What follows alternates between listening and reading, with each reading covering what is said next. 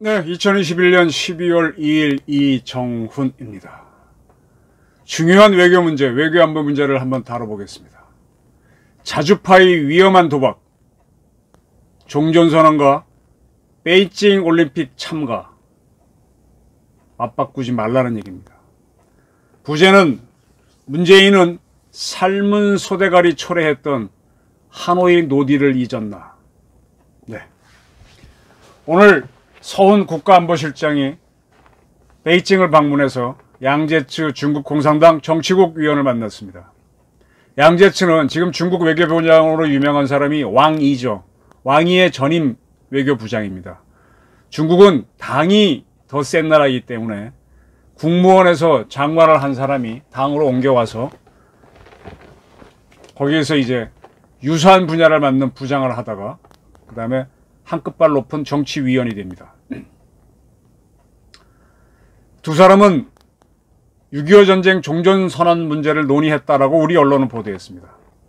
우리 언론은 종전선언 문제는 미국과의 협의가 사실상 마무리됐다. 따라서 중국과의 협상에 들어갔다라고 보도를 했습니다.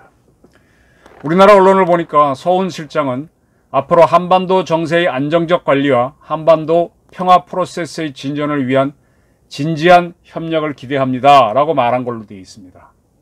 종전선언에 대한 단어를 쓰지 않았지만 그걸 깔고 있는 거죠. 양제츠는 뭐라고 했냐? 양국은 상호 존중, 평화 존중의 정신에 따라 전면적 발전을 추진해 왔습니다. 네, 아주 본질은 건들지 않으면서 공개석상에서는 이런 말만 합니다. 이 회담에서 서 실장은 종전선언과 미국과 지금까지 논의해온 종전선언 문제를 설명하면서 중국과도 종전선언을 하자, 뭐 그렇게 한 거라고 우리 언론들은 설명하고 있습니다. 반면 중국의 양제츠는 문재인 대통령이 베이징 올림픽에 참여해달라고 요청할 것 같다라고 우리 언론들은 분석하고 있습니다. 따라서 우리 언론은 뭐냐? 우리 문재인 대통령이 베이징 동계올림픽에 참여를 해주고, 물론 한국 선수단도 당연히 국가 대한민국 이름으로 참여를 해주고 대신에 종전선언을 받아낸다. 뭐 이런 거를 깔고 서훈하고 양제츠가 만났다라고 보도를 하고 있습니다. 제가 외교안보 문제를 쭉 다루면서 보다 보면 똑같은 사건을 우리나라 언론이 보도한 거하고 맞은편 나라, 같이 회담했던 나라의 언론이 보도한 거 보면 완전히 다른 경우가 많아요. 그 둘이 완전히 결렬됐나 봤더니 자기는 자기 얘기한 거고 저기는 저쪽 얘기한 거예요. 그러니까 서로 자기 얘기만 한 것만 보도한 건데 합의가 된 게 아니라 서로 이야기했다 이겁니다. 여기에서 자꾸 우리가 속는 겁니다. 국민들이 잘못 보게 만드는 거예요. 저쪽에서는 저 얘기했고 우리 이 얘기했으니까 타결된 게 아니라 아무것도 된 게 없는 거죠. 그럼 저쪽이 우리 얘기를 들어줬는지 안 들어줬는지 우린 그것도 모르는 겁니다. 근데 이거 이렇게 얘기했다, 우리가 이렇게 했기 때문에 이런 논의가 있었다. 논의가 없었죠. 여기 자꾸 국민들이 속습니다. 어제죠, 12월 1일 날 동해에서 꽤 많은 공군기들이 참여한 훈련이 있었던 걸로 압니다. 우리나라 언론에는 보도되지 않았죠. 그 규모가 굉장히 커서 러시아 비행기 정찰기가 와서 뭔가 하고 살펴보고 갈 정도였다라는 걸로 알고 있습니다. 지금 여러분 제가 몇 차례 우리 동해 카디즈를 중국이나 러시아 비행기들이 침범했다라고 보도를 했었죠. 그리고 우리는 대만 해협까지 가서 왜 중국의 방공식별구역을 넘어가서 작전하지 못하느냐. 서해 124도 서쪽 중국 수역까지 가서 중국 방공식별구역을 넘어가서 작전 못하느냐 문제도 제기했었고요. 지금 국제정세를 참 냉정하게 봐야 됩니다. 외교관들이 말하는 거는요, 그건 수사입니다. 실질적인 외교는 주먹질이 오가는 겁니다. 이 백조가 떠 있으면 굉장히 우아하죠. 그 밑으로는 백조가 막 물갈퀴로 물을 줬죠. 외교는 굉장히 우아합니다. 양제스하고 서훈 부드럽게 만나지만 그 밑에서는 군인들이 치고받고 하는 겁니다. 거의 뭐 격투기 수준이라고 보시면 됩니다. 지금 미중 간의 군사적 대립이 치열합니다. 그걸 어떨 때는 스스로 공개하기도 하고 상대방이 감추는 거를 내가 공개해 주기도 합니다. 그리고 어떨 땐 서로가 둘 다 가만히 있습니다. 그러니까 군사적 대결이 어떻게 되고 있는지는 언론에 안 나와서 잘 모르는 경우가 많아요. 외교적으로 왔다 갔다 하는 것만 보입니다. 지금 미중 대립이 매주 치열해서 대만 해협에서 대만은 이렇게 방공식별 구역을 네모 반듯하게 해놨더라고요. 그리고 일부분이 중국 대륙으로 들어가 있습니다. 중국 대륙에 있는 방공식별 구역을 중국 비행기들이 넘어오는 건 뭐라고 안 하는데 이 바다 쪽에 있는 쪽으로 들어오게 되면 대만 또 예민하게 반응하더라고요. 지금 거기에서만 갈등이 일어나는 게 아니라 우리 동해에서도 굉장히 치열한 뭔가 움직임이 있습니다.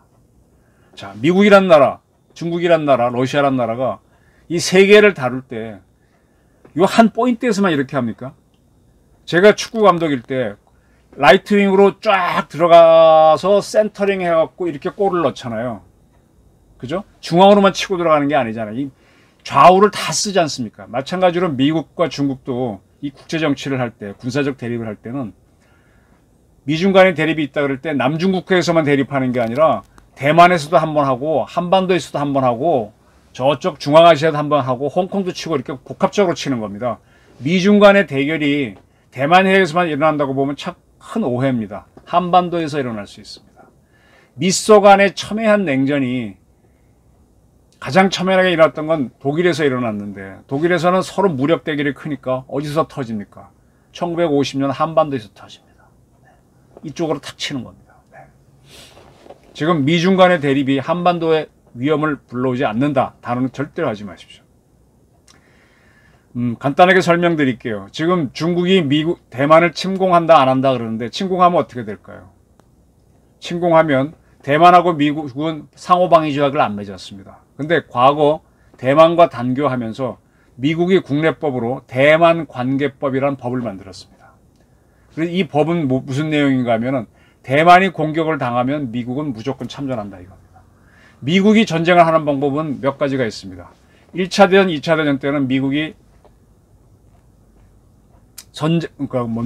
선전포고를 하고 일본을 때리고 독일을 때리는 전쟁을 했습니다. 2차 대전 때. 1차 대전 때는 독일을 때리고. 근데 6.25 전쟁 때는 미국이 선전포고를 하고 북한과 싸우지 않았습니다. 유엔이 북한과 싸우겠다 결정했기 때문에 유엔의 일원으로서 들어왔던 겁니다. 그리고 미국이 아프간을 치고 이라크를 때린 것도 선전포고를 한 게 아닙니다. 최후 통첩을 하고 합니다. 무슨 통첩? 거기에서 뭐가 문제, 예를 들어 WMD가 있다. 거기에 오사마 빈 라덴이 숨어 있으니 언제까지 이렇게 해라. 안 하면 때린다 한 다음에 빵 때리는 겁니다. 그래서 또 하나가 뭔가 미국 법에 의한 전쟁이 있습니다. 미국 국내법이 이러이러한 사태가 벌어지면 미국은 싸워야 된다고 되어 있습니다. 대만 관계법, 대만이란 나라 이름을 거론해서 미국 국내법을 만든 겁니다. 1972년 대만과 단교를 할 때 그때 대만 관계법을 만들면서 대만과 맺었던 상호방위 조약을 파기하죠. 결국은 이 대만 관계법이 상호방위 조약인 책임과 같은 역할을 하고 있습니다. 그래서 대만을 때리면 미국은 바로 참전합니다. 그러면 누가 또 들어오는가 하면 일본이 바로 들어옵니다. 왜 들어오느냐? 일본은 미일 방위 조약에 따라서 미국과 일본을 규율하는 질서는 미일 방위 조약입니다. 거기에 보게 되면은 일본의 방위는 미국이 책임지고 그러한 미군을 보조하기 위해서 자위대를 둔다라고 되어 있습니다. 일본의 자위대는 철저하게 미군의 보조 역할을 하게 되어 있습니다. 따라서 미군이 가는 곳에는 자위대가 따라갈 수가 있습니다. 대만에서 대만을 침공하게 되면은 미국은 오키나와라든지, 오키나와가 대만서 가깝죠. 또 일본 본토에 있는 여러 기지에서 발진을 해야 될 텐데 이렇게 되면 일본의 지원을 무조건 받아야 됩니다. 일본 자위대의 지원을 받기 때문에 일본 자위대도 자동 참전이 확실해집니다. 그리고 또 하나 예상되는 게 미국이 우리와 방위조약 맺었죠. 따라서 대만에서 이제 미국과 중국이 싸우게 되면 대만 해협에서 미국이 공격받았으니까 한국이 자동 참전할 수도 있죠. 또 미국이 요구할 수도 있고. 따라서 대만에서 따닥 붙으면은 대만과 중국 싸움이 중국과 미국 싸움이 되고 중국과 일본 싸움이 되고 중국과 대한민국 싸움이 됩니다. 그렇게 되면 북한은 어떻게 될까요? 북한은 중국 편을 들어서 우리를 칠까요? 미국을 칠까요? 복잡한 2차 대전 같은 복잡한 상황이 만들어집니다. 우리가 참전 안 하겠다고 하더라도 평택에 있는 또 오산에 있는 이러한 미군 기지들은 또 군산에 있는 이런 기지들은 바로 미군들이 활용하면서 중국을 싸우는 그런 무대가 될 겁니다. 최근에 러시아가 상당한 병력을 우크라이나를 침공하기 위해 대기시켰다는 보도가 있었습니다. 우크라이나하고 러시아가 굉장히 사이가 안 좋죠. 이거는 간단하게 설명하면 뭔가 하면 미국과 중국이 붙으면 미국의 힘이 이쪽으로 쏠리죠. 그 힘의 공백을 이용해서 우크라이나를 침공할 수도 있다라는 거죠. 침공은 안 할 겁니다. 근데 겁을 빡 주면 우크라이나에서 깨갱하고 무너지면서 기존 정권이 무너지고 친러시아 정부가 들어서 갖고 러시아에 종속되는, 그것만 해도 러시아는 피가 흘리고 다 먹을 수가 있으니까 할 수 있죠. 이렇게 벌어지는 미국과 중국, 또 그 틈을 이용한 러시아의 참여, 그 러시아의 참여를 대비한 미국의 전략을 우리가 막을 수 있다고 보면 착각입니다.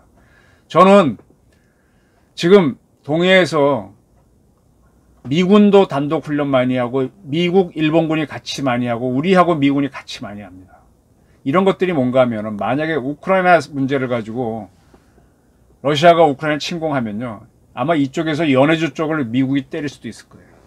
아까 말한 대로 이쪽을 치기 위해서 일로 치고 막, 이게 작전이지 않습니까? 라이트윙에서 레프트윙으로 넘기고 막 센터링하고 이렇게 들어가는 거 아닙니까? 그게 이게 염려되기 때문에 미국을 중심으로 한 동해에서 훈련이 많으면 러시아 비행기들이 내려와서 우리 카디를 침공하고 지들도 무력 시위하고 가는 겁니다. 이러한 대결을 우리가 막을 수 있다 보면 큰 착각이다.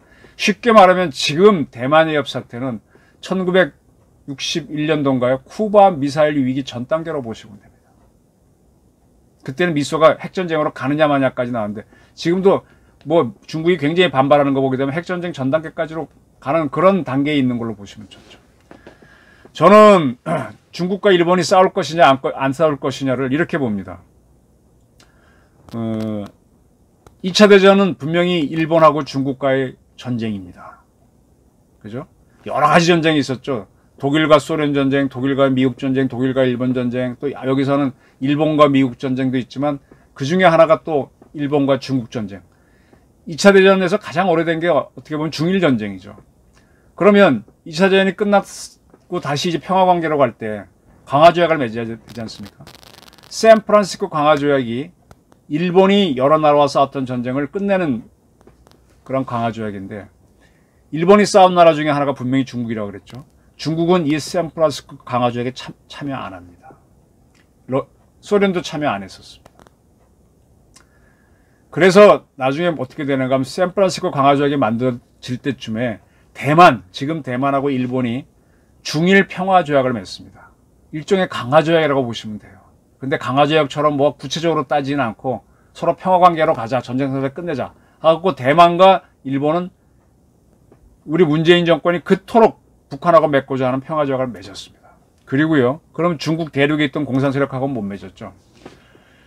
1978년에 일본이 먼저 중국하고 수교를 합니다. 이때 중일 평화 우호 조약을 맺습니다. 이때 중국은 지금 중공입니다. 그래서 쉽게 말하면 일본은 대만은 물론이고 중공하고 평화 조약을 맺은 상태입니다. 따라서 아까 말한 대로 대만을 때리면 미국이 참전하고 거기에 따라 일본이 자동으로 들어갈 수 있지만 이 조약이 있기 때문에 어쩌면 중국과 일본은 안 싸울 수도 있습니다. 싸울 수도 있고 안 싸울 수도 있어요. 이게 이제 똑같은 예가 뭔가 하면은 2차 대전 때, 2차 대전 나기 직전에 일본이 소련하고 중립조약, 일종의 평화조약을 맺습니다. 그리고 이제 일본은 소련하고는 안 싸우고 중국하고만 전쟁하고 쭉 갔죠. 그래서 이제 동북 항일 연군에 속해 있던 김일성 세력이 만주군한테 쫓겼을 때 어디로 도망갔냐? 소련으로 도망가잖아요. 근데 소련에 들어간 공산당 세력을 일본이 공격 못하잖아요. 서로 평화조약 맺었습니다. 그런데 그게 미국이 히로시마 나가사키 원폭을 떨어뜨리니까 소련이 갑자기 그 중립조약 뭐 파기됐다고 파기 선언했나? 하지 않았을 거예요. 그냥 선전포고 때리면서 그냥 일본을 들어옵니다. 파기 선언 안 했어요. 그래서 일본이 지금도 요구하는 게 너희 왜 중립조약 파기했느냐? 이거 국제법 위반이다. 그리고 자기네 북쪽에 있는 섬 4개를 먹었잖아요. 그래서 불법이다 계속 주장하는 거거든요.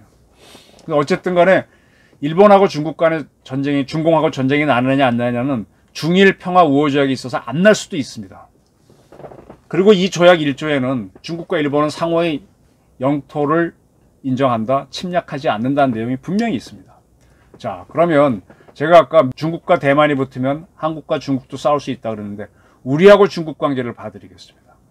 우리는 1992년 중국하고 다시 복교를 했는데 그때 우리는 분명히 1950년부터 53년까지 중국과 전쟁 관계였습니다.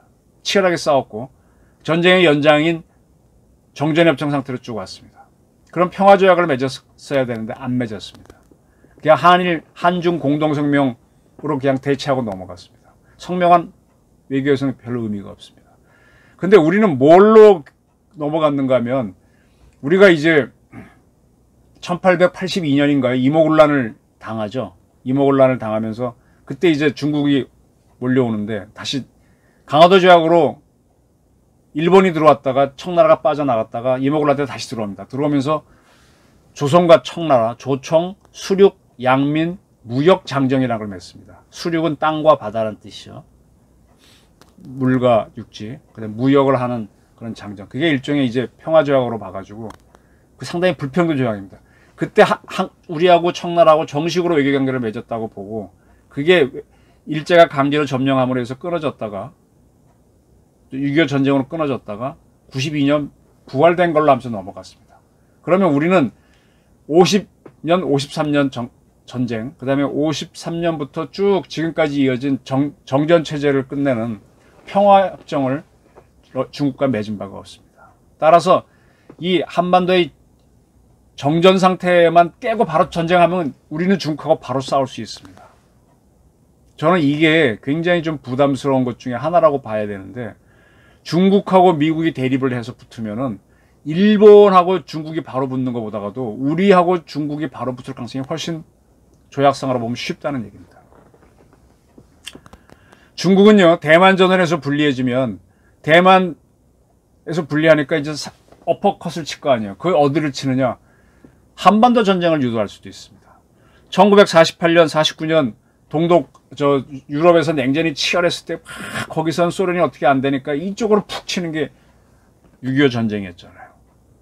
그것처럼 대만에서 어떻게 안 되면 한반도에서 왜냐? 북한이라고 하는 자기네 원군이 있으니까 이용해 보는 거죠. 북한을 통해서 싸우게 해보는 거죠. 대리전을 한번 해보는 거죠. 희생양으로 써보는 거죠. 아마 북한도 이 계산이 있기 때문에 요즘 조용할 겁니다. 북한의 외교하는 거 보게 되면 저는 문재인 정권보다 몇 수도 공부를 많이 하는 것다고 보는데 조용히 있죠. 미국도 안 건들잖아요. 지금 코로나 때문에 자기네는 백신도 별로 없지 않습니까? 이럴 때 막 코로나 창궐할 때 막 이런 압력까지 받으면 더 스트레스니까 조용히 있지 않습니까? 그러나 또 이게 약점이기 때문에 코로나 같은 걸 통해서 중국이 코로나 뭐 해줄게, 코로나 너무 창궐하면 김정은이도 위험할 수 있잖아요. 그 팔을 비틀어갖고 싸우게 할 수도 있죠. 자, 이러한 것들은 제가 아까 말씀드린 거는 미국이 뭔가 결심하고 나갈 때 우리가 못 막고 중국이 결심하고 나갈 때 우리가 못 막습니다. 지금 뭐 서훈 실장이 가서 어떻게 한다 그러지만 중국은 미국과의 싸움을 염두에 두고 있기 때문에 한국의 요구에 쉽게 응하지 않을 거란 얘기입니다. 하나 정리해 드릴게요. 2018년 3월 5일 날 우리 서훈, 정의용 이런 분들이 얼마 전에도 제가 한번 방송했지만 북한에 특사로 갔습니다. 그래서 김정은을 만났고 굉장히 화제가 됐었죠. 그래서 그 다음에 4월 달에 판문점 정상회담이 열리고 6월 달에 싱가포르 미북 정상회담이 열리고 그랬습니다. 그때 갔다 왔던 정의용, 서훈 씨가 발표할 때 보게 되면은 언론 대국민 보고를 했죠. 북한 체제 보장을 해주면은 북한은 핵을 포기하겠다라고 했습니다. 라고 분명히 밝혔습니다. 조건문이죠. 체제 보장을 해주면, 북한의 안전을 지켜주면 핵을 보장하겠다. 근데 정의용 씨가 나중에 바로 미국에 날아가서 미국의 백악관에서 발표할 때는 체제 보장이란 걸 빼버리고 북한이 핵을 포기하기로 했다라고 발표를 하죠. 그래서 트럼프가 그래 그렇다면 회담해보지 하고 나오는 거죠. 한국이 그걸로 꼬신 거죠. 쉽게 말하면. 미국이 그걸 몰랐겠습니까? 다 알죠. 그래 니들이 이렇게 조건 걸었어? 그래 한번 해주지. 왜냐하면 거짓말인 줄 알지만 한국이 보증을 한다니까. 그리고 틀리면 한국한테 독박 씌우면 되는 거 아니에요. 그래갖고 싱가포르 딱 만났더니 김정은이 그때 싱가포르에서 나는 공동성명 보게 되면 계속 북한은 체제 보장하면 북핵 폐기다 이렇게 나가는 거죠. 그러니까 다시 3월 5일 날 우리 특사단에 가서 발표했던 그대로가 된 거죠. 네. 그러니까 이제 그 이듬해 19년 2월 하노이 노딜 할 때, 하노이 회담 때는, 그때는 우리가 어떻게 했어요? 보증을 했기 때문에, 야, 니네 영변에 있는 이미 고장난 핵시설, 그거 폐기하면 미국이 받아줄 거야. 그 핵폐기를 받아줄 거야. 그래서 김정은이가 기분 좋아서 기차를 타고 막 담배 펴가면서 중국 대륙을 가로질러 하노이까지 와서 했는데 미국이 그거 말고 진짜 이거 다 없애. 못해? 그럼 난 간다. 딱 하고 하노이 노딜을 만들었잖아요. 그때 문재인 정권에서는 자축을 준비하려고 얼마나 준비하고 있었습니까? 그 처음에 믿지 못했지 않습니까? 당황했지 않습니까? 이게 거대한 한판 엎어치기인 공작이라는 건 제가 여러 차례 보도를 했었고요. 그리고 나서 이 김정은이가 정신을 못 차렸잖아요. 진짜 속은 건가 해갖고 그해 6월 달에 다시 한번 판문점에서 만나보지만 그때 또 문재인 대통령 거기 낀다고 쫓아가는데 트럼프가 오지 못하게 막아버렸었죠. 네. 그래서 회담이 열렸지만 그게 그때 확인하고 나서부터는 아 미국하고는 안 되는구나 하고 미국을 욕을 하고 그 다음에 우리 문재인 대통령을 삶은 소대가리 앙천대소할 이렇게 막 비난을 했던 거 기억이 나실 겁니다. 그런 게 있기 때문에 지금 종전선언이란 건 뭔가 하면은 지금 북한의 체제 보장이 계속 문제가 되잖아요. 미국이 북한은 체제 보장 해줘야 핵을 없애겠다는데 미국은 핵을 없애야만 체제 보장을 해주겠다는 거냐. 그러니까 우리가 지금 꾀를 낸 게 뭐냐. 종전선언이 되면은 북한의 체제 보장한 것과 마찬가지니 북한이 핵을 없앨 수 있다. 이런 논리로 미국을 설득하는 겁니다. 또 북한에 대해서도 너희가 종전선언만 해주면 체제 보장이 되는 거니까 핵을 없애봐라. 이렇게 주선을 하는 겁니다. 근데 이걸 누가 믿어주냐고요. 미국도 안 믿고 이미 하노이 노딜로 속았다는 걸 보여준 적이 있으니까. 중국이 믿겠어요? 이걸 모르겠어요? 저도 보고 있는데 북한이 모르겠습니까? 그리고 중국은요, 남북이 한 나라가 되도록 절대 허용을 안 합니다. 왜? 되면 불편하거든. 같은 공산국가인 베트남도 통일되고 나니까 중국이 손해였어요. 이게 설사 대한민국, 한반도가 공산주의로 통일돼도 중국은 싫은 겁니다. 지금이 훨씬 나아요. 그래서 쌍중당 쌍계 병행을 요구하는 겁니다. 더 리얼한 거 말씀드릴게요. 트럼프를 만났을 때 시진핑이 했던 유명한 말이 있죠. 원래 한국은 중국의 일부다. 기억나십니까? 더 충격적인 말씀을 해드릴까요? 우리한테 굉장히 우호적으로 알려진 대만 초대 총통인 장개석도 카이로 회담을 했을 때는 조선을 일본에 독립시키자 그럴 때 독립시키는 게 아니다. 우리한테 줘야 된다 그랬습니다. 그때 루즈벨트가 웃기지 마 하는 바람에 더 이상 못 나가서 우리가 독립을 할 수 있었던 거죠. 참고로 우리의 좀 처절한 역사를 말씀드릴게요. 조선은 1392년 나라를 세울 때 왕을 왕이라고 못했습니다. 중국이 인정 안 했기 때문에. 인정 안 하면 쳐들어오면 우리 그냥 끝나는 거거든요. 그래서 계속 우리를 왕으로 인정해달라고 하다가 태종 때 비로소 책봉을 받으면서 우리가 중국에 복종하는, 그러니까 뭡니까? 조공국가가 되면서 독립을 인정받는 거죠. 대신에 상당히 속국 같은 게 되는 겁니다. 요거는 제 박사학위 논문이 이런 거였습니다. 그리고 오다가 병자호란 때 이 주인이 바뀌는 거죠. 우리가 오랑캐로 봤던 여진족이 우리를 지배해버리고 명은 사라지는 거죠. 그래서 계속 우리는 그 속국 개념으로 옵니다. 그 병인양요가 한 번 말씀드렸지만 우리 대원군 정부에서 천주교인들을 죽입니다. 프랑스 신부를 죽입니다. 그러니까 거기에서 보복을 하기 위해서 프랑스의 동양 함대가 옵니다. 근데 이게 조선이 청나라의 일부잖아요. 그러면 이걸 때리면은 청나라가 프랑스를 칠 수 있으니까 프랑스가 묻습니다. 자, 우리 조선을 이렇게 하러 가는데 너희가 개입할 거야 그랬더니 청나라 골치 아프잖아요. 아, 원래는 우리 건데 걔네는 자주적으로 한다 라고 해서 개입을 안 했기 때문에 병인양요를 해서 때리게 되는 겁니다. 그래서 중국은 늘 우리를 속국으로 보다 골치 아플 때는 뭐 걔는 스스로는 자치국이야 이런 식으로 해왔지만 항상 우리 속국으로 봐왔습니다. 이러한 우리의 속국 상태가 깨져나가는 게 1876년 일본이 운양원을 일으켜서 우리랑 조약을 맺을 때 조선은 중국의 청나라의 일부가 아닌 독립국이다라는 걸 넣어줍니다. 그런 다음에 나중에 잡아먹으려고 하는 거죠. 그러다 그게 임오군란으로 실패해서 다시 우리가 중국의 속국처럼 들어갑니다. 아까 조청, 수륙, 무역, 장정 보게 되면요. 그 앞에 전문에 보게 되면 우리는 중국의 번국이다 뭐 이런 표현들이 있습니다. 속국 같은 표현들이 있습니다. 그러다가 그 임오군란 이후에 다시 청나라의 속국으로 있다가 청일전쟁에서 일본이 이기면서 시모노세키 조약 맺으면서 제1조가 조선은 독립국이 됩니다. 그때 우리가 청으로부터 이제 벗어나게 되는 거고, 그 2년 후인 1897년에 대한제국을 만들어서 청과 같은 제국, 독립을 더 확고하게 되는 거죠. 그러나 그게 오래가지 못하고 1905년 일본의 을사조약, 1910년 한일합방하면서 일본의 식민지로 또 가는 겁니다. 그러면 우리가 깜빡 독립해 있었던 기간은 1895년부터 1910년?